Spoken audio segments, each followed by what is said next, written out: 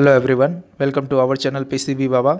आज हम लोग दिल्ली सल्तनत के एडमिनिस्ट्रेशन के बारे में पढ़ने वाले हैं, लेकिन उससे पहले हम लोग दिल्ली सल्तनत के पीरियड का एक संक्षिप्त वर्णन देख लेते हैं। दिल्ली सल्तनत के ऊपर जिन डायनेस्टीज़ ने राज किया उसके बारे में थोड़ा देख लेते हैं। दिल्ली सल्तनत के ऊपर जो पहले डायनेस्टी ने राज किया उसका नाम था स्लेव डायनेस्टी। स्लेव डायनेस्टी को इलबारी डायनेस्टी या फिर ममलूक डायनेस्टी भी कहते हैं, जिसके फाउंडर थे कुतुबुद्दीन ऐबक। कुतुबुद्दीन ऐबक जो है वो मोहम्मद गौरी के कमांडर थे, जिन्होंने चंदावर का युद्ध और तराइन का सेकंड युद्ध लड़ा था। तराइन का सेकंड और फर्स्ट दोनों ने लड़ा था, लेकिन तराइन के सेकंड युद्ध में स्लेव डायनेस्टी के फाउंडर कुतुबुद्दीन ऐबक वहीं आए थे, तराइन के सेकंड युद्ध में शामिल हुए। और जो चंदावर का युद्ध है उसमें भी। तराइन का सेकंड युद्ध जो है पृथ्वीराज चौहान के साथ में लड़ा गया, जिसमें पृथ्वीराज चौहान की हार होती है। चंदावर के युद्ध में जयचंद की हार होती है, जिसके कारण एम्पायर इंडिया में बढ़ जाता है। और बाद में मोहम्मद गौरी जो है वह गौर की ओर लौटने लगते हैं, जहाँ पर उनका मर्डर हो जाता है। उसके बाद कुतुबुद्दीन ऐबक जो है इंडिया में जीते हुए सारे एम्पायर के ऊपर राज करते हैं और वे दिल्ली की गद्दी पर बैठते हैं, और वहीं से दिल्ली सल्तनत पीरियड की स्टार्ट होती है। दिल्ली सल्तनत के पीरियड पे सबसे पहले डायनेस्टी बसे slave dynasty. Founder Qutbuddin Aibak. शासनकाल उनका रहा 1206 से लेकर 1290, 84 साल तक। उसके बाद आते हैं खिलजी डायनेस्टी। स्लेव डायनेस्टी के जो एंडिंग किंग होते हैं, जिनका नाम होता है कायूमार। कायूमार का मर्डर कर देते हैं जलालुद्दीन खिलजी, और जलालुद्दीन फिरोज खिलजी जो हैं खिलजी डायनेस्टी को फाउंड करते हैं, जिनका शासनकाल 1290 से लेकर 1320 तक रहा। और ये सबसे छोटा शासनकाल रहा है इनका, खिलजी डायनेस्टी का, पूरे डायनेस्टी में दिल्ली सल्तनत के जितने भी डायनेस्टी रहे। और उसके सबसे बड़े राजा बनते हैं अलाउद्दीन खिलजी, जो दामाद होते हैं और भतीजे भी होते हैं जलालुद्दीन खिलजी के। और इनके सबसे लास्ट जो एम्परर या फिर राजा होते हैं वो होते हैं नसीरुद्दौला शाह। इनको मर्डर कर देते हैं इनके ही वजीर इनको मर्डर करके खुद गद्दे पर बैठ जाते हैं, और उनको मारने का काम करते हैं गियासुद्दीन तुगलक, जो तुगलक डायनेस्टी के फाउंडर होते हैं और ये गवर्नर होते हैं उस वक्त के समय में। वह उसे मार कर क्या करते हैं, तुगलक डायनेस्टी को बसाते हैं दिल्ली सल्तनत पे। और दिल्ली सल्तनत पे सबसे ज़्यादा शासन करने वाली डायनेस्टी कौन सी थी? तुगलक डायनेस्टी थी, जो 1320 से लेकर 1413 तक शासन किया इन्होंने, जो लगभग 94 साल के आसपास था। अब इसके बाद तुगलक डायनेस्टी के जो अंतिम जो राजा होते हैं वो होते हैं नसीरुद्दीन मोहम्मद शाह, जिनके शासनकाल में कौन आते हैं? शासनकाल में आते हैं तैमूर, और तैमूर के साथ में खिज्र खान आते हैं, जो सैयद डायनेस्टी के फाउंडर होते हैं। और ये जो हैं तुगलक डायनेस्टी के समय में गवर्नर होते हैं, और यह तैमूर के साथ में आते हैं और बहुत ही भारी मात्रा में लूटपाट और खून खराबा करते हैं, जिसके कारण तुगलक डायनेस्टी पूरी तरह से ख़त्म हो जाती है। और तैमूर जब 1413 एडी में 1413 एडी में जाने लगता है, तो अपने उत्तराधिकारी के रूप में सैयद डायनेस्टी के जो खिज्र खान होते हैं उनको राजगद्दी सौंप के चले जाते हैं। और खिज्र खान जो है सैयद डायनेस्टी के फाउंडर भी होते हैं, शासनकाल 1414 से लेकर 1451 तक। उसके बाद इसके जो सबसे एंडिंग रूलर होते हैं वो होते हैं अलाउद्दीन शाह। अलाउद्दीन शाह जो होते हैं ये खुद से ही गद्दी छोड़ देते हैं और बदायूं चले जाते हैं, वहीं पर अपना दम तोड़ देते हैं, वहीं उनकी मृत्यु हो जाती है। उसके बाद आते हैं बहलोल लोदी, जो दिल्ली पर काबिज हो जाते हैं, और ये लोदी डायनेस्टी को चलाते हैं। और इनके लास्ट रूलर जो होते हैं इब्राहिम लोदी बाबर से युद्ध करते हैं और हार जाते हैं, और यहीं पर दिल्ली सल्तनत का काल खत्म हो जाता है और मुगल वंश की शुरुआत होती है। तो लगभग 1206 से लेकर 1526 एडी, जो लगभग 320 साल तक रहा। यह 320 साल दिल्ली सल्तनत का युग रहा। और इसके बीच में जो एडमिनिस्ट्रेशन हुए, इन्हीं एडमिनिस्ट्रेशन के बारे में आज हम पढ़ने वाले हैं। तो एडमिनिस्ट्रेशन अंदर दिल्ली सल्तनत, इसको हम लोग चलिए पढ़ते हैं। दिल्ली सल्तनत जो है वह 1206 से लेकर 1526 एडी तक चला, जिसका शासनकाल 320 एडी तक रहा। और यह कैसा शासनकाल था? थियोक्रेटिक के साथ में मिलिट्री स्टेट का शासन रहा। थियोक्रेटिक का मतलब क्या होता है? थियोक्रेटिक मतलब होता है, आप लोगों ने अगर आप दिल्ली सल्तनत पीरियड को पढ़िए, दिल्ली सल्तनत पीरियड में एक थियरी आती है जिसको कहते हैं divine right of theory. Divine right of theory का मतलब क्या होता है? जो राजा है, जो दिल्ली सल्तनत पीरियड में जितने भी डायनेस्टी आए उसके जो राजा थे, उसमें से अधिकतर राजा अपने आप को खुदा का एक बंदा समझते थे, जो अर्थ पे राज करने के लिए आया है, जिसे कहते थे डिवाइन राइट ऑफ थियरी। उसे ही कहते हैं थियोक्रेटिक। अब इसके बाद लिखा है कि मिलिट्री स्टेट, जो राज करते थे पूरे एम्पायर पे। दिल्ली सल्तनत के पीरियड में जितने भी डायनेस्टी बैठे उन्होंने इंडिया के अधिकतम पार्ट पे राज किया। सबसे कम भाग पे जिसने राज किया वे कौन थे? वे थे सैयद डायनेस्टी। तो यहाँ पर जितने भी एम्पायर राज करते हैं वह किसके कारण राज करते हैं? अपने मिलिट्री स्टेट के द्वारा। तो ये जो मिलिट्री स्टेट थी, वह मिलिट्री स्टेट क्या करती थी? पूरे एम्पायर के ऊपर शासन चलाती थी। अब देखिए क्या होता है, जो मिलिट्री स्टेट है और जो राजा है, इन दोनों के बीच में समन्वय बनाने के लिए, कोऑर्डिनेशन बनाने के लिए इन्होंने क्या किया? एक एडमिनिस्ट्रेशन का गठन किया। जो एडमिनिस्ट्रेशन थी वह किसके द्वारा गठन की गई थी? सुल्तान के द्वारा। और वे 6 भागों में बटी थी, जिसमें सबसे ऊपर जो होते थे वो होते थे वजीर। और वजीर क्या होते थे? यह सुल्तान के रिप्रेजेंटेटिव होते थे, जिसे कहते थे प्राइम मिनिस्टर या फिर फाइनेंस मिनिस्टर, जो सारे काम देखता था। अगर आदेश लेना होता था तो आदेश का काम कौन करते थे? सुल्तान। उसके बाद आते हैं दीवाने रिसालत। दीवाने रिसालत जो है वह फॉरेन अफेयर्स मिनिस्टर होते थे। फॉरेन अफेयर मिनिस्टर का मतलब क्या है? देखिए, जो दिल्ली सल्तनत के राजा होते थे वह उनका एम्पायर जहाँ तक फैला होता था, उनका एम्पायर जहाँ तक फैला हुआ रहता था, तो उस एम्पायर के अंदर अगर कोई भी काम देखना हो तो उसे कहते थे डोमेस्टिक पॉलिसीज़। क्या कहते थे? Domestic policies, DP, domestic policies. लेकिन उनके एम्पायर के बाहर के अगर कामों को देखना है तो उसके लिए क्या कहेंगे हम लोग? उनके कामों को, उनके शासन को देखने के हम लोग क्या कहेंगे? उसे कहेंगे फॉरेन पॉलिसीज़। तो इन फॉरेन पॉलिसीज़ का जो काम देखते थे वे देखते थे दीवाने रिसालत, जिसे कहते थे फॉरेन अफेयर्स मिनिस्टर। अब इसके बाद आते थे सदर ए सुदर। सदर ए सुदर जो है उसे कहते थे मिनिस्टर ऑफ इस्लामिक लॉ। ये इसका मतलब क्या होता है? जो किंग का एम्पायर होता था, उस एम्पायर के अंडर में कहीं पर भी अगर मदरसा बनवाना हो या फिर मस्जिद बनवानी हो, मकबरा बनवाना हो, दरगाह बनवानी हो। मकबरा और दरगाह का मतलब क्या होता है? दरगाह का मतलब होता है जो पीर होते हैं, पीर फ़कीर जो होते हैं, उनका अगर कहीं पर कोई भी चीज़ बनाना हो तो उसे हम लोग क्या कहेंगे? उसे हम लोग कहेंगे दरगाह। और अगर कहीं मकबरा बनाना हो किसी राजा का तो उसे कहेंगे टॉम। और अगर कहीं मस्जिद है, मस्जिद का काम क्या होता है? मस्जिद में इस्लाम धर्म वाले जाकर प्रेयर करते हैं। तो ये मॉस्क और टॉम्ब और दरगाह में फ़र्क है। तो इन सब चीज़ों को बनाने का काम कौन करते थे? मिनिस्टर ऑफ इस्लामिक लॉ, जिसे कहते थे सदर ए सुदर। इसके बाद आते हैं दीवाने इंशा, जिसे कहते हैं करस्पॉन्डेंस मिनिस्टर। करस्पॉन्डेंस मिनिस्टर क्या करते थे? राजा की जहाँ भी शादियाँ हुई हों या फिर राजा के जितने भी संपर्क वाले हों उनसे संबंध बनाए रखना, उनसे बातें करने का काम कौन करते थे? Correspondence minister. इसके बाद आते हैं दीवाने अरीस। दीवाने अरीस जो होते हैं वो होते हैं डिफेंस या फिर वॉर मिनिस्टर। किसी से भी युद्ध होता है तो उस सब का कार्य संचालन या फिर देखभाल कौन करते थे? दीवाने अरीस। इसमें ज़्यादातर सुल्तान के बेटे या फिर सुल्तान के द्वारा अपॉइंटेड खास आदमी ही बैठते थे। इसके बाद आते हैं काजी उल कज़र। काजी उल कज़र जो होते थे यह मिनिस्टर ऑफ जस्टिस होते थे। अगर कोई क्राइम कर बैठा हो और उस क्रिमिनल को सज़ा दी जानी हो उसके काम के हिसाब से, तो वह सब काम कौन देखता था? मिनिस्टर ऑफ जस्टिस देखता था। इसमें कभी कभी सुल्तान भी इन्वॉल्व होते थे, जब अगर क्रिमिनल बहुत बड़ा हो तो, या फिर क्रिमिनल उनके घर का ही हो तो। यहाँ पर आगे चलते हैं, यहाँ पर आते हैं सेंट्रल एडमिनिस्ट्रेशन। सेंट्रल एडमिनिस्ट्रेशन का मतलब आप समझ ही गए होंगे। देखिए, जो एम्पायर का हेड होता था वो होता था सुल्तान। सुल्तान अपने शासन को चलाने के लिए 6 मिनिस्टर का हेल्प लेता था, जिसके बारे में अभी हम लोगों ने पढ़ा, जो होता था वजीर से लेकर काजी उल कज़र के बीच तक। इन सब क्या करते थे? ये सब शासन चलाते थे। और शासन जो पूरे एम्पायर का चलता था वह कहाँ से चलता था? सेंट्रल एडमिनिस्ट्रेशन पे। और सेंट्रल एडमिनिस्ट्रेशन पे काम करने वाले कौन लोग थे? सुल्तान, और सुल्तान के साथ में 6 मिनिस्टर लोग। और सुल्तान और 6 मिनिस्टर के साथ साथ में और भी छोटे मोटे काम कौन देखते थे? वहाँ पर दफ्तरशाही में बैठे लोग, जिनको ऑफिशियली अपॉइंट किया जाता था मिनिस्टर के द्वारा। अब इसके बाद आते हैं प्रोविंशियल एडमिनिस्ट्रेशन। प्रोविंशियल एडमिनिस्ट्रेशन का मतलब क्या होता है? देखिए, जो दिल्ली सल्तनत का राजा होता है, दिल्ली सल्तनत का एम्पायर जो है बहुत ज़्यादा बड़ा होता था। कभी कभी भारत का अधिकतम भाग उसके अंडर में ही था।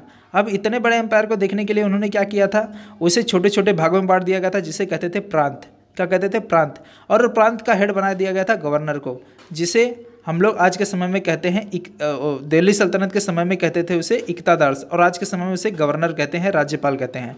अब यह जो इक्तादार्स था, इन इक्तादार्स के अंडर में क्या होता था? बहुत सारे फ्यूडल लॉर्ड होते थे, जिन्हें कहा जाता था क्या? उन्हें कहा जाता था सिक्स। क्या कहा जाता था? सिक्स, जिसका हेड होता था सिक्तादार। याद रखिए, जो फ्यूडल लॉर्ड होते थे वे सामंत या जमींदार होते थे, और उन पूरे ज़मीन के हेड होते थे जमींदार, जिन्हें दिल्ली सल्तनत के समय में सिकदार कहा जाता था। और उन सिकदार के नीचे क्या होते थे? उनके ही काम करने वाले लोग होते थे, जिसे कहते थे परगना।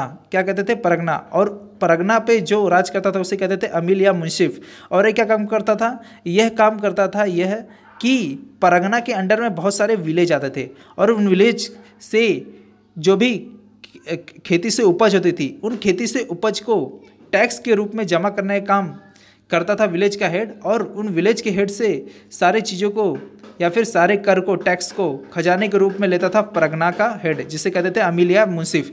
यह कुछ ज़्यादा कॉम्प्लिकेटेड हो गया। देखिए मैं आपको आसान भाषा में समझाता हूँ। देखिए जो राजा है, राजा हेड हो गया, राजा पूरे एम्पायर का क्या हो गया, हेड हो गया। ये समझ लीजिए ये देश है। अब देश का हेड कौन है, पीएम, प्रधानमंत्री।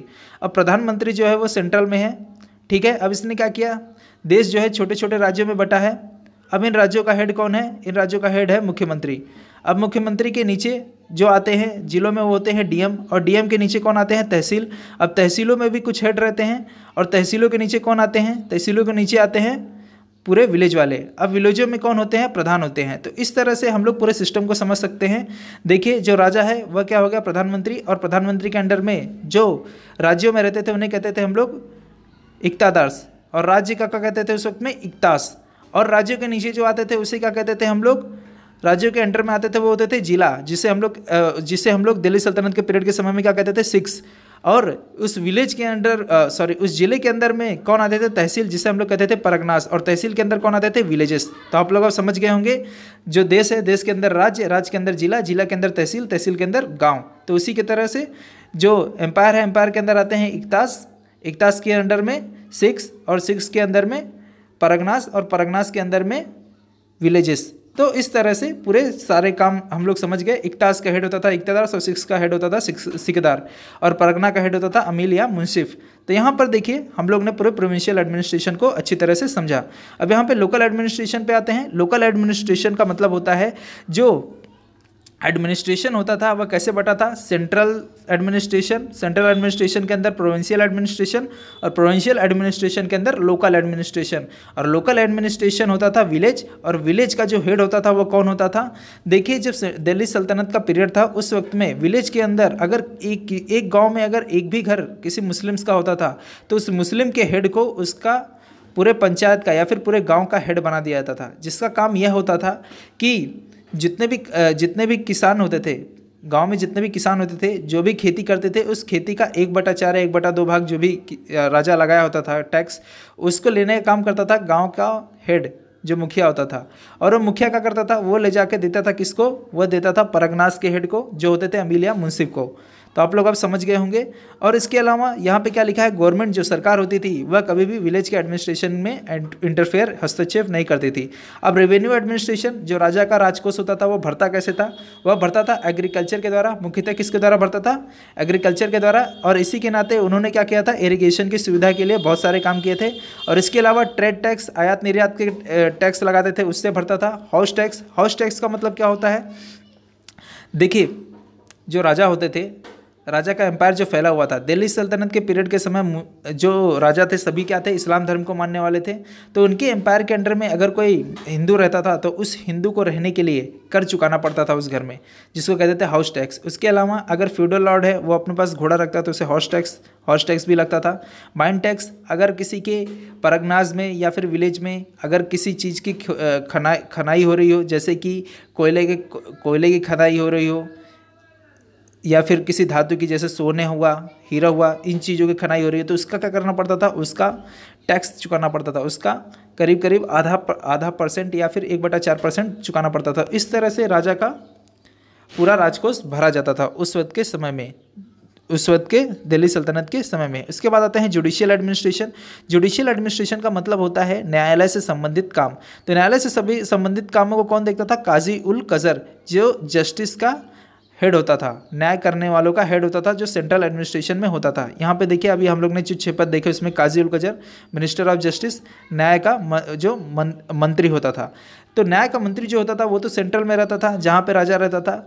अब वहाँ से तो वो पूरे प्रांत के ऊपर नज़र नहीं रख सकता था, तो प्रांत के ऊपर नज़र रखने के लिए उसने क्या किया था, प्रांत के अंदर जो विलेज थे उन विलेज में उसने बहुत सारे मस्जिद बहुत जगहों पे बनाए थे या फिर मदरसे बनाए थे। तो मस्जिद के अंदर होते थे काजी, तो काजी क्या करते थे, वह न्याय का काम देखते थे। और अगर बगल का गाँव उसमें अगर मस्जिद नहीं बना है तो वो काजी बगल के गाँव को भी देखता था। और उस क्रिमिनल को जो गलतियाँ करता था उसको गलतियों का भी पनिशमेंट देने का काम भी वह काजी ही करता था। इसके बाद आते हैं हम लोग मिलिट्री एडमिनिस्ट्रेशन की ओर। मिलिट्री एडमिनिस्ट्रेशन में क्या होता है, जो राजा होता है, राजा मिलिट्री एडमिनिस्ट्रेशन, राजा के समय में जो दिल्ली सल्तनत का पीरियड था उस समय में जो मिलिट्री थी वो 4 भागों में बटी थी और वो 4 भागों की मिलिट्री सब अलग अलग थी। कैसी, देखिए जो राजा होता था, राजा के पास जो आर्मी रहती थी वो होती थी रॉयल आर्मी, और ये रॉयल आर्मी पूरे फॉरेन मुस्लिम्स होते थे। और इसके बाद आते हैं प्रोविंशियल गवर्नर आर्मी। इसमें क्या होता था, प्रोविंशियल और गवर्नर आर्मी में जो होते थे वह क्या होते थे, वह फॉरेन मुस्लिम या फिर इंडियन मुस्लिम्स रहते थे। इसके बाद आते हैं फ्यूडल आर्मी। फ्यूडल आर्मी में अधिकतर आपको इंडियन मुस्लिम्स या फिर हिंदू दिख जाएंगे। उसके बाद आपको जो वार टाइम आर्मी के दिखते थे, ये क्या होते थे, ये विलेज के होते थे। अगर इनकी ज़रूरत पड़ी तो क्या करते थे, विलेज से लोगों को उठा लेते थे। जैसे कि आपको ये 4 भाग जो दिखाई दे रहे हैं, सबसे ज़्यादा राजा के पास जो सेंट्रल में रहते थे वो लोग होते थे रॉयल आर्मी। उसके बाद आते हैं राजा के अंडर में जो एम्पायर आते थे वो बटे होते थे प्रांत में, और प्रांत होती थी गवर्नर के अंडर में, और वो गवर्नर के अंडर में जो लोग आर्मी रहती थी उसे कहते थे प्रोविंशियल आर्मी। और उसके राज्य या फिर प्रांतों के अंडर में जो जिले होते थे उन जिलों के ऊपर जो हेड होता था उसके अंडर में जो आर्मी आती थी उसे कहते थे फ्यूडल आर्मी। और इन जिलों के अंदर जो विलेज आते थे उन विलेज के अंडर जो भी लोग रहते थे वो लोग क्या होते थे, वे वॉर टाइम आर्मी होते थे। युद्ध के समय में जो आर्मी बन जाती थी उसे वॉर टाइम आर्मी कहा जाती थी। तो ये पूरे मिलिट्री एडमिनिस्ट्रेशन के बारे में आपको मैं समझाया। उसके बाद आते हैं सोशल लाइफ ऑफ द सल्तनत पीरियड। सल्तनत पीरियड जो दिल्ली सल्तनत पीरियड था उस वक्त के समय में जो सोशल लाइफ थी वो 3 भागों में बटी हुई थी। याद रखिए, दिल्ली सल्तनत के ऊपर जो राजा राज करने आया वह सब कौन थे, फॉरेन इस्लाम धर्म को मानने वाले थे, फॉरेन से थे। तो अपने साथ में उन्होंने क्या किया, फॉरेन से इस्लाम्स को बहुत सारे लोग को लाए थे। वे फॉरेन इस्लाम जो थे वे अलग थे, वे अलग थे। उसके बाद फिर बाद में इंडिया में जो लोग रहते थे, जब उनके ऊपर टैक्स का भार पड़ा तो वो लोग क्या किए, हिंदू से मुस्लिम में चेंज हो गए, वे कहलाए इंडियन मुस्लिम्स। तो ये एक अलग हो गए। और उसके बाद जो टैक्स पड़ने के बाद भी धर्म चेंज नहीं करते वो क्या हो गए, हिंदू। तो यहाँ पर 3 नेशनैलिटी बन जाती है सल्तनत पीरियड के टाइम में। जो बाहर से आए होते हैं वो होते हैं फॉरेन मुस्लिम्स, और इसके अलावा जो धर्म चेंज कर लेते हैं वो होते हैं इंडियन मुस्लिम्स, और जो लास्ट होते हैं वो क्या होते हैं, धर्म नहीं चेंज करते, जिसे कहते हैं हिंदूस। तो यह 3 हो गए। ये तीनों क्या है, सोशल लाइफ थी सल्तनत पीरियड के टाइम में, 3 भागों में बटी थी, 3 नेशनैलिटी में बटी हुई थी। इसके बाद इकोनॉमिक कंडीशन, उस वक्त की जो आर्थिक कमाई होती थी वो किससे होती थी, मेनली तो एग्रीकल्चर से होती थी। और उसके अलावा बहुत सारे इंडस्ट्रीज़ भी थे, जैसे टेक्सटाइल इंडस्ट्री। टेक्सटाइल इंडस्ट्रीज़ का मतलब होता है कपड़ों से संबंधित इंडस्ट्री। उसके बाद शुगर इंडस्ट्री, पेपर इंडस्ट्रीज, धातु के काम, स्टोन कटिंग का काम करने वाले, पर्ल डाइविंग जो मोतियों का काम करते थे। पर्ल डाइविंग ज़्यादातर साउथ इंडिया साइड में होता था, तमिलनाडु साइड में।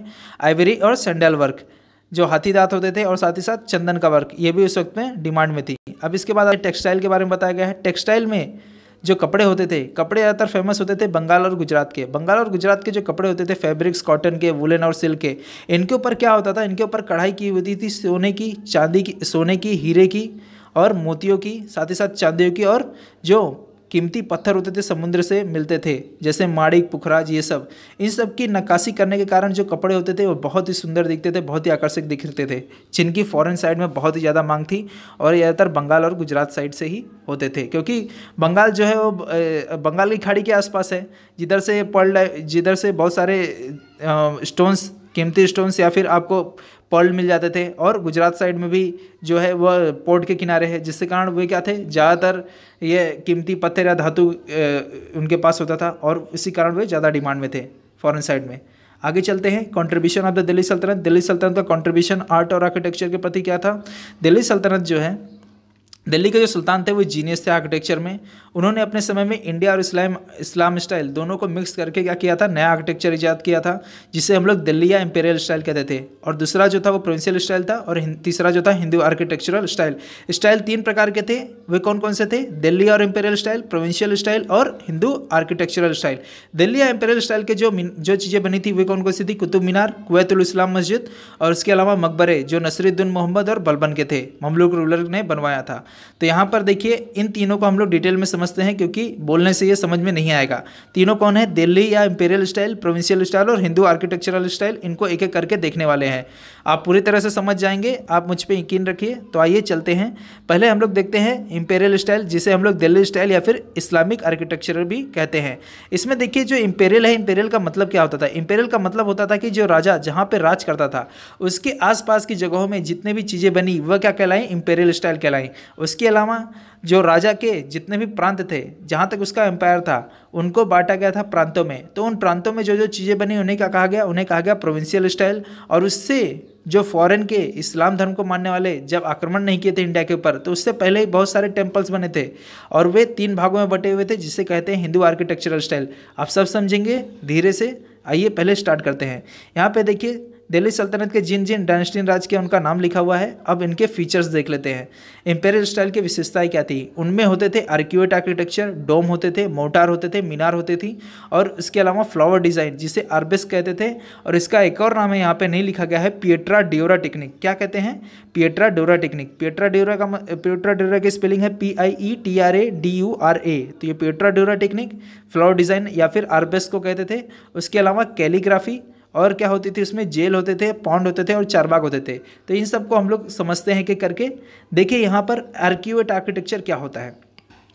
आर्क्यूएट आर्किटेक्चर का मतलब होता है कि जैसे देखिए यहाँ पे आपको ये दिखाई दे रहा है, क्या है? अलाई दरवाज़ा। अलाई दरवाजे के सामने आपको एक दरवाज़ा दिखाई दे रहा है जो किस तरह है, पहले तो ऐसा खड़ा है, उसके ऊपर क्या किया गया है, अर्धवृत्त से नक्काशी की गई है।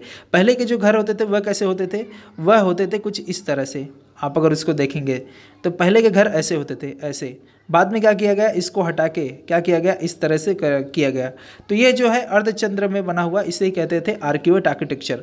और डॉम क्या होता था? डॉम आप देखेंगे अलाई दरवाजे के ऊपर एक गुंबद बना हुआ है, जो अधिकतर मस्जिद के ऊपर बना हुआ रहता है गुंबद, इसे हम लोग डॉम कहते हैं। अब बात करते हैं मीनारों की। जो मीनारें होती हैं ये क्या होती हैं? बहुत ही ऊंची ऊंची लंबी होती हैं, ठीक है। और ये जो मीनारें होती हैं इनके इससे सीढ़ी लगा होता है, जिसके ऊपर चढ़ के यहाँ से ऊपर से क्या होता है, काजी अजान देता है। तो ये मीनारें आपको ईरान साइड में ज़्यादातर दिखेंगी, जिसके हिसाब से ये बनाया गया है कुतुब मीनार। तो कुतुब मीनार जो है ये बनवाया किसने था? स्टार्ट किया था कुतुबुद्दीन ऐबक ने, कंप्लीट किया इल्तुतमिश ने। लेकिन ऊपर का जो आपको व्हाइट पार्ट में दिख रहा है 2 भाग, यह बनवाया था सिकंदर लोदी ने। याद रखिएगा ये पूरा बनवाने में 3 राजा हैं। नीचे जो स्टार्ट किया उन्होंने किसने किया? स्टार्ट किया कुतुबुद्दीन ऐबक, कंप्लीट किया इल्तुतमिश ने। और उस ऊपर का जो 2 टावर दिख रहा है वो बनवाया था सिकंदर लोदी ने। किसकी याद में बना था ये? कुतुबुद्दीन बख्तियार काकी की याद में बना था। अब यहाँ पे आगे चलते हैं हम लोग। यहाँ पे आर्क्यूएट आर्किटेक्चर, डोम और मीनार ये समझ गए। अब यहाँ पे देखिए, यहाँ पे आपको दिख रहा है मोर्टार। मोर्टार का मतलब क्या होता है? जैसे कि हम लोग देखिए घर बनाते हैं तो घर में दीवार क्या करते हैं, ईंटों का इस्तेमाल होता है। ईंटों का इस्तेमाल होने के वक्त में क्या होता है, ईंट ऐसे ईंटों के ऊपर रखी जाती हैं। अब ईंटों को जोड़ने के लिए इसके बीच में हम लोग रेती, मोरंग, सीमेंट का काम करते हैं। तो उस वक्त में जो ये काम होते थे दीवारों को जोड़ने के लिए जिस चीज़ों का, उसे लोग ने मोर्टार कहा। क्या कहा? मोर्टार। तो ये मोर्टार का इस्तेमाल होता था, जिसे हम लोग आज के समय में रेती, मोरंग, सीमेंट कहते हैं, ठीक है, दीवारों को जोड़ने के लिए। तो इन सबको जोड़कर उन्होंने मीनारों जैसी बड़ी बड़ी चीज़ें खड़ा की। इसके अलावा फ्लावर डिज़ाइन, आर्बेस्क, जिसे पिएट्रा ड्यूरा टेक्निक भी कहते हैं, ये क्या होता है? आप देखिए यहाँ पे ताजमहल आपको दिखाई दे रहा है। ताजमहल में देखिए यहाँ पे संगमरमर की नक्काशी आपको दिख रही है। ये संगमरमर जो है, संगमरमर के ऊपर फूलों की नक्काशी, जो भी नक्काशियाँ की होती हैं, ये नक्काशी बड़ी ही खूबसूरत दिखती हैं, जिसे पिएट्रा ड्यूरा टेक्निक या फिर फ्लावर डिज़ाइन या फिर आर्बेस्क कहा जाता है, ठीक है। और मैं आपको एक और बता दूं, इंपेरियल स्टाइल जो है वह मोस्टली कहाँ पर है? वह दिल्ली और आगरा में ही है, उसके अलावा कहीं नहीं है। दिल्ली, आगरा में के जगह पे जितने भी आर्किटेक्चर बनी है, जितनी भी चीज़ें, उसे हम लोग इंपेरियल स्टाइल कहते हैं। इसके अलावा जेल या फिर कैलीग्राफी। कैलीग्राफी का मतलब क्या होता है? कैलीग्राफी का मतलब होता है कि जब कोई मीनार या फिर कोई महल या फिर किला बनता है तो इसके ऊपर कुरान की आयतें बड़ी बड़ी अक्षरों में लिखी होती हैं। तो इन कुरान की आयतों को हम लोग क्या कहते हैं? कैलीग्राफी। देखिए कुतुब मीनार है, कुतुब मीनार के ऊपर ये जो आपको दिखाई दे रहा है कुरान की आयतें लिखी हुई, ये क्या है? यही कैलीग्राफी है। इसके अलावा जेल क्या है? जेल देखिए ये अलाई दरवाज़ा के ऊपर जो ये बना हुआ है, ये क्या है? जेल है। जैसे कि घर के ऊपर, घर में क्या होता है? खिड़कियाँ होती है। खिड़कियों में देखिए जो ग्रिड सिस्टम है या फिर क्या होता है, लैटिस सिस्टम है, जो खिड़कियाँ बनी होती हैं, वो खिड़कियों से क्या होता है, अगर आप उन खिड़कियों से बाहर देखना चाहें तो पूरा आपको सब जगह सब दिखेगा, मतलब छोटे से बहुत बड़ी चीज़ें दिखेंगी उस जाली से। लेकिन इस जाली से अगर बाहर वाला अंदर देखना चाहे तो देख पाएगा, उतना ध्यान से नहीं देख पाएगा। लेकिन अगर अंदर वाला बाहर देखना चाहे तो पूरा देख लेगा। तो ये क्या होता है? ये जेल सिस्टम था जो उस वक्त के समय में इंपेरियल स्टाइल में बना हुआ था। तो हम लोग ये बातें समझ गए। इसके अलावा देखिए, तो ये इंपेरियल स्टाइल के बारे में बतलाया गया। इंपेरियल स्टाइल में हम लोग पूरा समझ गए। क्या क्या समझे? आर्क्यूएट आर्किटेक्चर समझ गए। आर्क्यूएट आर्किटेक्चर जो अर्धवृत्त जो दरवाजे के ऊपर बना होता था, डोम, गुंबद, मोर्टार, रेती, मोरंग, सीमेंट वाला काम, और मीनार जो है कुतुब मीनार जिसकी ऊंचाई आप देख लीजिए, तो मीनार टाइप। फ्लावर डिजाइन आर्बेस्क जिसे पिएट्रा डोरा टेक्निक भी कहते हैं, ताजमहल के ऊपर जो दिखा संगमरमर में जो नक्काशी की हुई रहती थी। कैलीग्राफी, कैलीग्राफी क्या होता है? कैलीग्राफी जो होता है वह क्या होता है, ताजमहल और कुतुब मीनार के ऊपर आपको क्या होगा, कुरान की आयतें लिखी हुई मिलेंगी। यहाँ पे देखिए कुरान की आयतें देखिए लिखी हुई मिल रही हैं, ये कुरान की आयतें लिखी हुई हैं, तो ये क्या है, यही कैलीग्राफी है। ठीक है, आप ये कुतुब मीनार में भी आपने देखा, कुतुब मीनार में जो देखा वो भी क्या है, वो भी कैलीग्राफी है।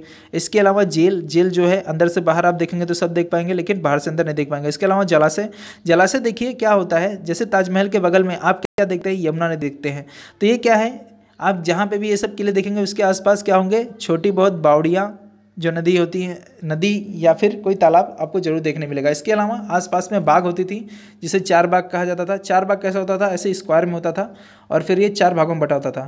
तो ये चार भागों में बटे होने के कारण इसे हम लोग क्या कहते थे, चार बाग कहते थे। ठीक है, तो ये चार बाग भी होते थे। तो ये पूरा चीज़ें क्या होती थी, इंपीरियल स्टाइल में पाई जाती थी। और ये इंपीरियल स्टाइल कहाँ कहाँ पर होती हैं, दिल्ली और आगरा में मोस्टली पाई जाती हैं। दिल्ली और आगरा में ही दिल्ली सल्तनत के पीरियड वाले ज़्यादातर रहे। जो मोहम्मद बिन तुगलक था, तुगलक डायनेस्टी का, ये दिल्ली से आगरा, दिल्ली से शिफ्ट हुआ था देवगिरी में भी। ठीक है, तो देवगिरी साइड में इतना उसको अहमियत नहीं दिया गया, लेकिन आगरा और दिल्ली ये क्या हो गया, ये दोनों आसपास में होने के कारण यहाँ पे इंपीरियल स्टाइल ज़्यादा फली फूली है, क्योंकि आगे के लोग भी वहाँ पे रहे हैं, मुगल वंश के लोग भी, और वो सब क्या होने, इन सब के कारण ही से इंपीरियल स्टाइल में गिना जाता है दिल्ली और आगरा को। तो आगे हम लोग चलते हैं। अब बात करते हैं इंपीरियल स्टाइल को छोड़ के प्रोविंशियल स्टाइल। प्रोविंशियल स्टाइल का मतलब क्या होता है, जो राजा का एम्पायर था, राजा जहाँ पे रहता था उन जगहों को छोड़कर बाकी जो प्रांत थे, उन प्रांत पे जो भी चीज़ें बनी उन्हें क्या कहा गया, प्रोविंशियल स्टाइल ऑफ आर्किटेक्चर। तो ज़्यादातर कहाँ पर फली फूली, मालवा में जो मध्य प्रदेश में, जौनपुर उत्तर प्रदेश, बीजापुर गुजरात और बंगाल। तो यहाँ पर हम लोग देखते हैं बीजापुर जो है वो डेक्कन साइड का है, साउथ इंडिया साइड का। ठीक है, तो यहाँ पर देखिए फ्यूचर प्रोविंशियल, यहाँ पे देखिए पहले हम लोग मालवा स्टाइल देखते हैं जो मध्य प्रदेश का है। इसकी खासियत क्या थी, इसकी खासियत ये थी कि ये यहाँ पे जो पत्थर इस्तेमाल हुए वो कई कलर के हुए। इसके अलावा यहाँ पे मार्बल का भी इस्तेमाल हुआ, जिसमें पिएट्रा डोरा टेक्निक भी यूज़ हुई। पिएट्रा डोरा टेक्निक आपको मैं बताया, जो संगमरमर के ऊपर नक्काशियाँ की होती थी फूलों की, जिसे आर्बेस्क भी कहा जाता था। इसके अलावा क्या लिखा है यहाँ पे, बड़ी बड़ी खिड़कियाँ भी होती थीं और वे बहुत ही ज़्यादा डेकोरेटेड होती थी, बहुत ज़्यादा अलग अलग स्टाइल की होती थी, और वे आर्चेस भी होते थे। देखिए यहाँ पे आर्चेस आपको दिखाई दे रहा है, ये आर्चेस भी होते थे उसमें। और इसमें क्या, जो खिड़कियाँ होती थी वहाँ से हवाएं आराम से आसपास होती थी।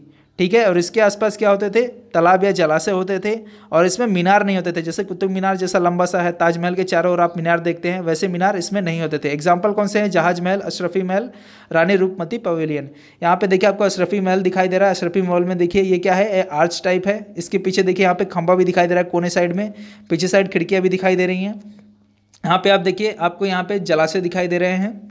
ठीक है, तो ये क्या है, ये मालवा स्टाइल है, जिसमें आपको क्या, मीनार नहीं दिखाई दे रही हैं। ठीक है, और क्या दिखाई दे रही हैं, खिड़कियाँ बड़ी बड़ी दिखाई दे रही हैं। ठीक है, और साथ साथ में खंभों के साथ में क्या दिखाई दे रहे हैं, आर्च भी दिखाई दे रहे हैं।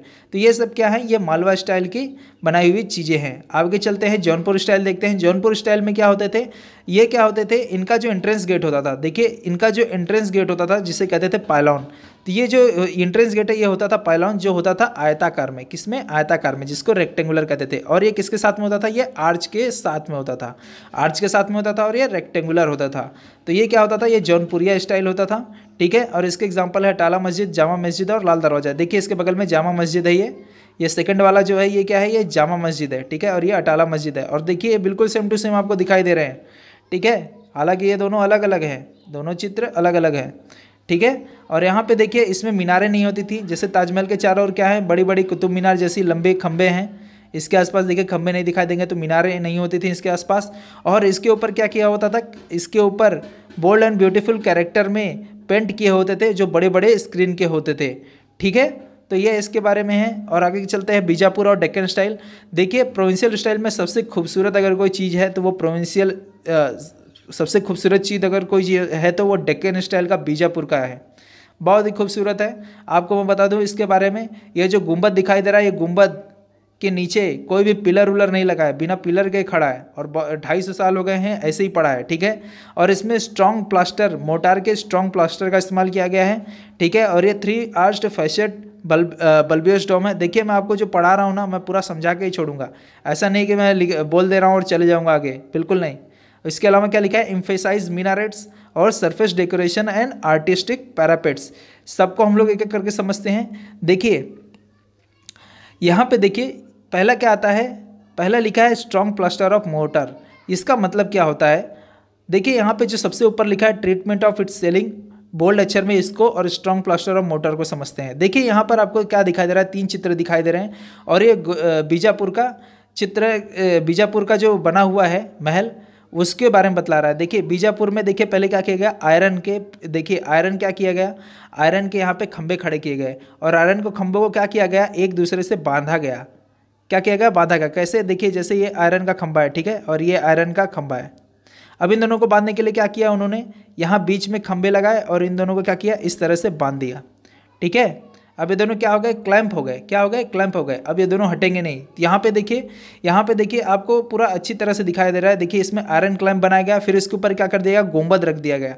तो ये जो गुंबद रखा गया है ना, ये गुंबद पूरा इन लोग के ऊपर बेस्ड है, ठीक है। ये जो आयरन पिलर बने हैं और ये आयरन पिलर एक दूसरे में इतना अच्छी तरह से क्लैंप है और इसके ऊपर फिर क्या लगा दिया गया, देखिए आयरन पिलर को पहले क्लैंप किया गया, एक दूसरे के साथ जोड़ा गया और जोड़ने के बाद फिर क्या किया गया, इसके ऊपर मोर्टार लगाया गया और मोर्टार लगाने के बाद फिर इसके ऊपर क्या कर दिया गया, डोम को रख दिया गया, जिससे कारण क्या हो गए, ये बहुत ही ज़्यादा मजबूत बन गए। तो यहाँ पे देखिए आपको यहाँ पे क्या दिखाई दे रहा है, ये आयरन पिलर आपको चारों ओर दिखाई दे रहे हैं। इसके बाहर क्या कर दिया गया है, मीनारें बना दी गई हैं, ठीक है। ये मीनारें हैं, इसके पास में मीनारें हैं और इसके अंडर में आयरन पिलर जो क्लैंप में है और इसके ऊपर मोटार के स्ट्रॉन्ग प्लास्टर लगे हैं और इसके ऊपर डोम लगा है। ये जो डोम है ये बिना किसी सहारे के इसके ऊपर खड़ा है। और यहाँ पे एक चीज़ लिखा है 3 आर्च्ड फैसेट, ठीक है, 3 आर्च्ड फैसेट एंड बाल्बियस डोम जो लिखा है, इसका मतलब क्या होता है, बाल्बियस डोम का मतलब होता है कि मोटा भद्दा गुंबद। तो ये मोटा भद्दा गुंबद हो गया, ठीक है, समझने के लिए मैं बोल रहा हूँ, ठीक है, बुरा मत मानेगा। और इसकी नेक कैसी है, नैरो है, ठीक है, इसका जो नेक है कैसा है, नैरो है। अब यहाँ पे 3 आर्च्ड फैसेट का मतलब क्या होता है, 3 आर्च्ड का फैसेट का मतलब क्या है वो मैं आपको समझाता हूँ। देखिए 3 आर्च्ड फैसेट का मतलब है कि जहाँ से जब आप बीजापुर की ओर जाएंगे तो जो आपको पहला दिखाई देगा या बाहर से, वहाँ पे आपको ऐसे 3 आर्च दिखाई देंगे। कैसे, 3 आर्च क्या दिखाई देंगे, हर ओर से 3 आर्च ऐसे आपको दिखाई देंगे। और कैसे दिखाई देंगे वो भी मैं आपको दिखाता हूँ। यहाँ पे देखिए इसका दूसरा डायग्राम देखिए, यहाँ पे देखिए आप किसी ओर से भी एंट्री करेंगे तो ये जो आपको दूसरा डायग्राम दिखाई दे रहा है ना, ये वाला, ये जो है ये वाला, इसमें देखिए 3 आर्च है। ये पहला आर्च फर्स्ट, ये क्या है, ये सेकंड वाला, और ये जो है क्या है, थर्ड वाला। तो देखिए 3 आर्च है और ये फैसेट का मतलब सामने से देखने पे 3 आर्च फैसेट आपको दिखाई देता है। और ये बाल्बियस डोम हो गया, ठीक है। और इसके अंदर क्या है, ये आयरन पिलर क्लैंप है, देखिए आपको दिखाई दे रहा है, ठीक है, जो गुंबद का सहारा बना हुआ है। और इसके बगल में जो ये मीनारें हैं ना, ये मीनारें इससे जुड़ी हुई हैं, ठीक है। तो इसमें आपको क्या दिखाई दे रहा है, इसमें आपको मीनारें दिखाई दे रही हैं, 3 आर्च फैसेट डोम दिखाई दे रहे हैं। एम्फेसाइज मीनारेट्स जो हैं इसके साथ में क्या की गई हैं, एकदम जोड़ी गई हैं अच्छी तरह से, ठीक है। और डेकोरेशन जो इसका है वह देखते ही बनता है। और आर्टिस्टिक पैरापेट्स क्या होता है, आर्टिस्टिक पैरापेट्स यह होता है कि आपको देखिए पैरापेट्स का मतलब होता है कि जैसे देखिए जो छत है, अब छत के चारों ओर क्या होता है, अब छत पहले इंसान बना देता है तो छत के क्या होगा, छत से कोई अगर बच्चा गिर जाए, छत से क्या होगा, छत पे अगर कोई दौड़ेगा तो छत अगर खुला हुआ है, छत बना दिया आप, छत के चारों ओर अगर आपने बालकनी बाउंड्री नहीं लगवाई तो क्या होगा, बच्चा गिर जाएगा। तो वो जो बाउंड्री आप बालकनी लगाते हैं उसे कहते हैं पैरापेट। तो यहाँ पर देखिए आपको पैरापेट दिखाई दे रहा है जो डोम के चारों ओर है, तो ये पैरापेट है, ठीक है। तो यहाँ पे पैरापेट आप समझ गए। एम्फेसाइज मीनारेट्स जो चारों मीनारे हैं उसके बारे में बताया गया। 3 आर्च फैसेट क्या कहते हैं, बाल्बियस डोम समझ में आ गया। स्ट्रॉन्ग प्लास्टर ऑफ मोर्टार, ये क्या है, आयरन क्लैंप जो इसके साथ में जुड़ी है डोम के साथ में, तो इसको मजबूती से जो प्लास्टर लगाया गया है उसे कहते हैं स्ट्रॉन्ग प्लास्टर मोर्टार। और ट्रीटमेंट ऑफ इट्स सेलिंग्स का मतलब है कि ये जो छत है, ये छत बिना किसी सहारे के खड़ी है आज तक। तो ये पूरे इसके बारे में बातें बनाई गई हैं। और यहाँ पे देखिए आपको अंदर का वर्क यहाँ पे दिखाया गया है जो बहुत ही सुंदर है, मुझे बहुत अच्छा लगा। ये आयरन क्लैंप यहाँ पे दिखाया गया है, देखिए जुड़ी हुई। अभी आयरन क्लैंप के ऊपर डोम रख दिया गया है, ठीक है, बहुत ही सुंदर दिखाया गया है इसमें अच्छे से। आप इसको देखेंगे तो पूरी तरह से समझ में आ जाएगा। यहाँ पे देखिए जुड़ गया है पूरा, फिर इसके चारों ओर मीनारें बना दी गई हैं। तो ये क्या है, ये डेक्कन साइड का बीजापुर का स्टाइल है, बहुत ही बेस्ट। आप इसके अंदर अगर जाएंगे ना तो अगर आप कोई भी बात बोलते हैं तो वो मालूम है इको साउंड उसमें आता है और बहुत ही ज़बरदस्त इको साउंड आता है। यहाँ पे देखिए गुजरात स्टाइल जो है ये सबसे अलग ये भी है। इसमें क्या लिखा है, यह जो है ये रीजनल टेम्पल से इसमें कुछ चीज़ें ली गई हैं, जैसे तोरण हुआ। तोरण देखिए यहाँ पर आपको ये दिखाई दे रहा है, ये तोरण यहाँ पे ली गई है। जो यहाँ पे गुजरात में जो मंदिर होते थे उन मंदिरों से ये सब कुछ चीज़ें ली गई हैं जो बताया गया है। और लेंटेल्स और मेहराब, लेंटेल्स और मेहराब के ऊपर क्या मतलब क्या होता है, देखिए ये मेहराब है, ठीक है। और ये मेहराब का जो मुंह होता है ये किसकी ओर होता है, मैं आपको बता रहा हूँ। मेहराब, मेहराब क्या होता है, इसी के आगे ना मालूम है जितने भी इस्लाम के लोग प्रेयर करने जाते हैं इसी की ओर सर झुकाते हैं, ठीक है। और ये जो सर झुकाते हैं, आप लोग किसी भी इस्लाम के धर्म के लोगों को देखो तो इस्लाम के धर्म के लोग जिस ओर सर झुकाते हैं वह दिशा होती है पश्चिम। और पश्चिम की ओर क्यों वो लोग सर झुकाते हैं, क्योंकि पश्चिम की ओर होता है मक्का मदीना। तो ये जो मेहराब बना है, ये मेहराब किस ओर बना है, ये पश्चिम की ओर बना है, ठीक है। तो यहाँ पर आपको जो दिखाई दे रहा है ये क्या है, यह मेहराब बनाया गया है। और लिंटेल्स का मतलब क्या होता है, जैसे दरवाज़ा है, ठीक है। तो इस दरवाजे के ऊपर क्या होता है, दरवाजे के ऊपर आप लोग कभी भी देखिए तो दरवाजे के ऊपर सहारे के लिए, मतलब दरवाजे के ऊपर जो दीवार खड़ी होती है, तो जो दीवार और दरवाजे के बीच में क्या होता है, जो छत के लिए हम लोग मोरंग और सीमेंट का जो बनवाते हैं छत, उस छत के जैसा पहले क्या करेंगे, एक चीज़ बनाएंगे, फिर दरवाजे के ऊपर रख देंगे, फिर उसके ऊपर ईंट बनाएंगे।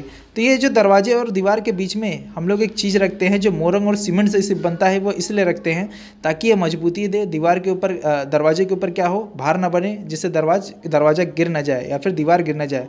तो इसके बीच में क्या बनाते हैं, लिंटेल्स बनाते हैं। तो यहाँ पर भी क्या बनाया गया है, लिंटेल्स बनाया गया है, ठीक है, जो मेहराब के ऊपर है, ठीक है। तो यही बतलाया गया है यहाँ पे, ठीक है। और इसके अलावा क्या लिखा है, कार्व्ड पैनल्स। कार्व्ड पैनल्स का मतलब क्या होता है, देखिए यहाँ पे आपको जो ऊपर साइड में जो ये दिखाई दे रहे हैं चीज़ें, ठीक है, ये क्या है, नक्काशी किए हुए पैनल आपको दिखाई दे रहे हैं, ठीक है, जिसके बारे में बतलाया गया है।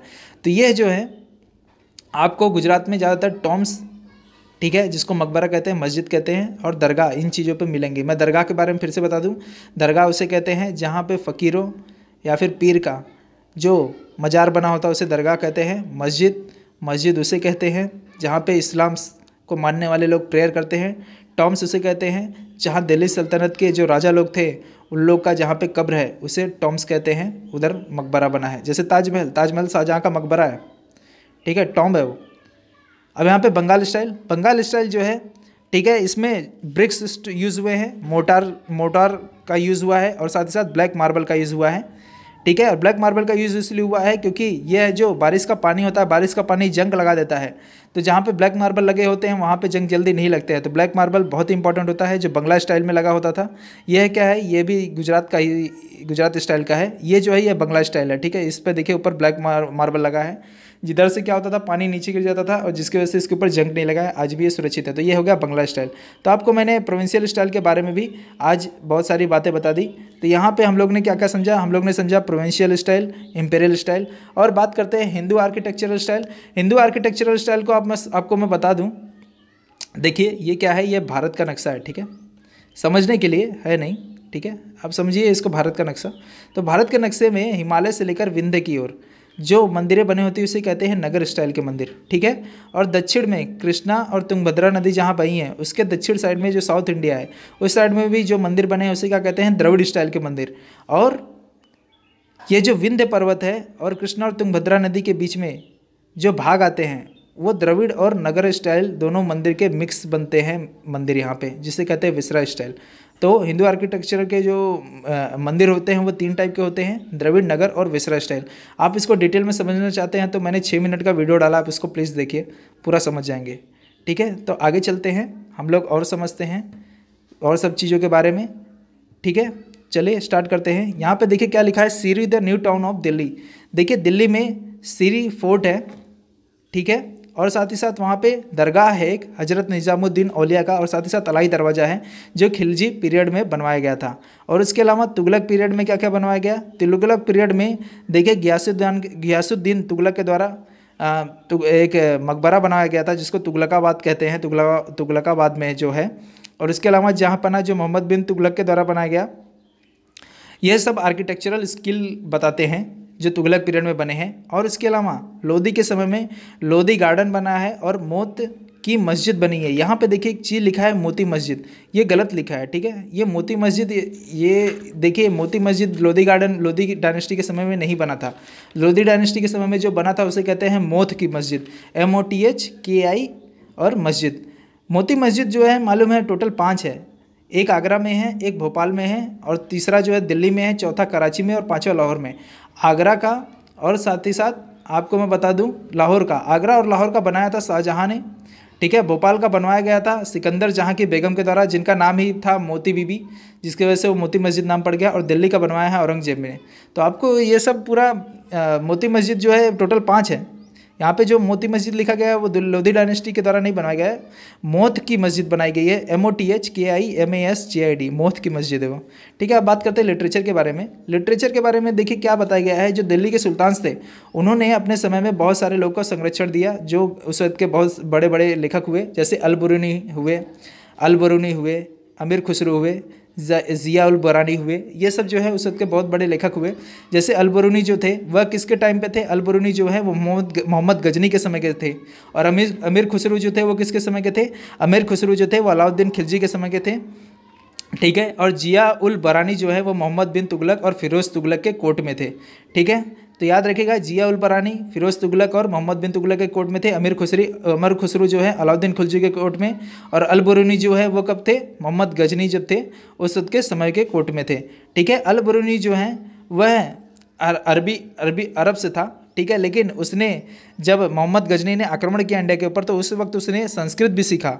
और उसके अलावा उसने वह जो है अल-बरूनी वह जो है भारत के दो किताबों से बहुत ज़्यादा इम्प्रेस हुआ। और वह 2 किताब थे उपनिषद और भगवत गीता। और उसने क्या किया, उपनिषद और भगवत गीता को फारसी भाषा में लिखा, ठीक है। और अपने साथ लेके गया वो, ठीक है, फारसी भाषा में लिख के। और उसके अलावा अल-बरूनी ने एक और बुक लिखी है जिसका नाम है तारीख उल हिंद। क्या नाम है? तारीख उल हिंद, जो भारत के सामाजिक और आर्थिक व्यवस्था के बारे में बयां करती है। इसके अलावा अमीर खुसरो जो था वह पर्शियन पोएट था। उसने अपने समय में 4 लाख दोहे लिखे थे, 4 लाख दोहे या फिर कविताएं लिखी थी। कविताएं कैसी होती हैं? देखो 2 लाइन की होती हैं, जैसे दोहे होते हैं, ठीक है। तो अपने समय में उसने 4 लाख दोहे या फिर 4 लाख कविताओं के लाइन लिखे, ठीक है। और ये किसके समय में था? ये अलाउद्दीन खिलजी के समय में था। इसको पैरट ऑफ इंडिया, भारत का तोता भी कहा जाता था।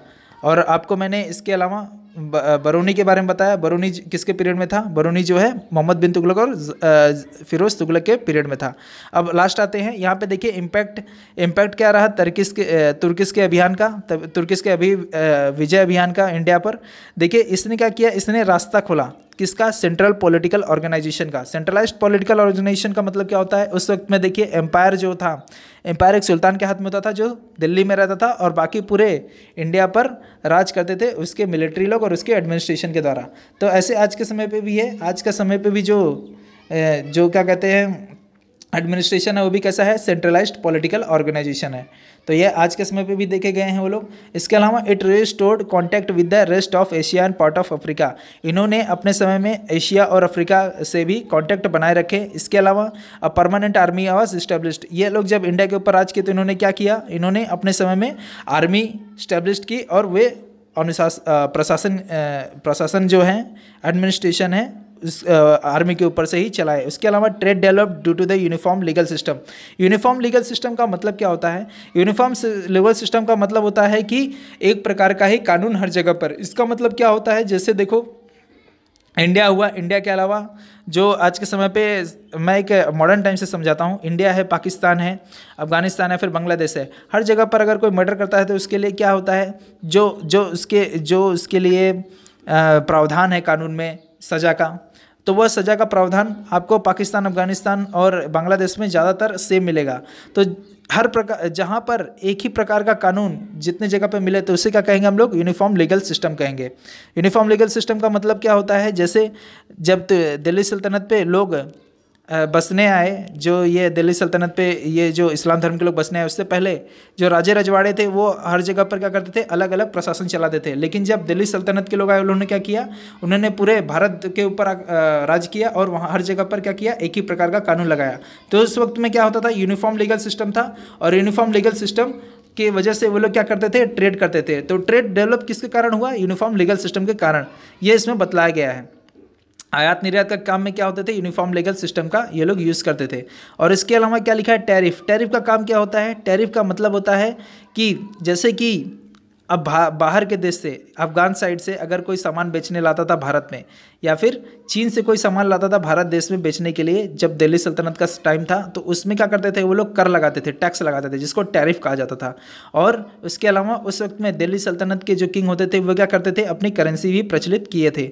पर्शियन, और इसके अलावा पाँचवा पॉइंट क्या है, Persian become the court language and brought uniformity in administration. Persian उस वक्त की मुख्यतः भाषा थी और ज़्यादातर कोर्ट में मेन मुख्य भाषा थी पर्शियन भाषा, जिसकी वजह से दिल्ली कोर्ट में जितने लोग रहते थे उनमें एक प्रकार की एकता रहती थी। और इसके अलावा डिसइंटीग्रेशन, दिल्ली सल्तनत का डिसइंटीग्रेशन कैसे हुआ? दिल्ली सल्तनत का डिसइंटीग्रेशन स्टार्ट होता है तुगलक पीरियड से।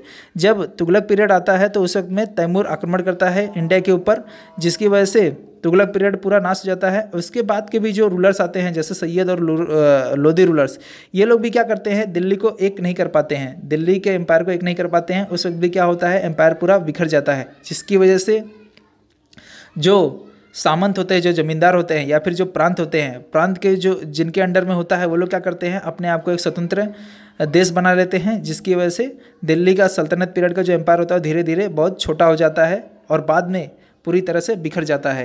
यहाँ पे देखिए जो जो प्रांत अलग हुए उनके बारे में बतलाया है। इसके अलावा जो इब्राहिम लोधी डायनेस्टी के जो अंतिम रूलर होते हैं, ये क्या करते हैं, अपने सनक के कारण ये अपने ही चाचा के बेटे को मार देते हैं। इब्राहिम लोधी जो होता है, दौलत खां लोधी का जो बेटा होता है दिलावर खां लोधी, उसको क्या करता है, ख़त्म कर देता है, जिसकी वजह से दौलत लोधी क्या करता है, दौलत लोधी बाबर को बुलाता है इंडिया में, बाबर को अपॉइंट करता है, और बाबर क्या करता है, इंडिया में आकर क्या करता है, पानीपत के युद्ध में लड़ाई लड़ता है इब्राहिम लोधी से, और इब्राहिम लोधी को वहाँ पर ख़त्म करता है 1526 में। पानीपत का पहला युद्ध 21 अप्रैल के 1526 को हुआ था, जिसमें उन्होंने इब्राहिम लोधी को मार दिया। और वहीं से दिल्ली सल्तनत का पीरियड जो लगभग 1206 से लेकर 1526 तक, और वह लगभग 320 साल का था, वह ख़त्म हो जाता है, और वहाँ से शुरू होता है मुग़ल रूल। तो हम दिल्ली सल्तनत का ये एडमिनिस्ट्रेशन के बारे में पूरा आपको बातें बतलाई गई। अगर आपके लिए लेक्चर थोड़ा सा भी यूज़फुल रहा तो please like share and subscribe. Thank you.